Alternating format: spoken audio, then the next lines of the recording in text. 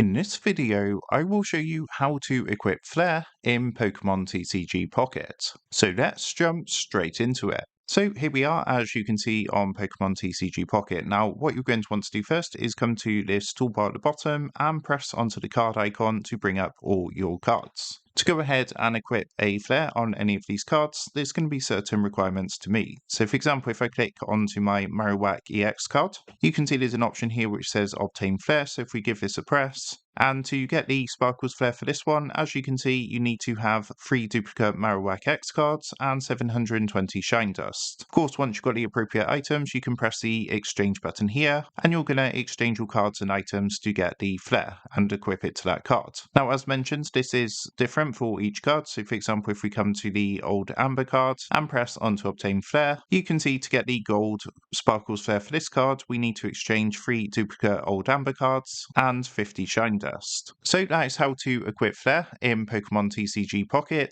With that being said, I hope this quick tutorial did help you out today, and if this did help you out, I would really appreciate it if you was to consider dropping down below the video, leaving a like, and also subscribing to the channel. With that being said, I just want to take a minute to thank you guys for watching this quick tutorial, and I will see you in the next video.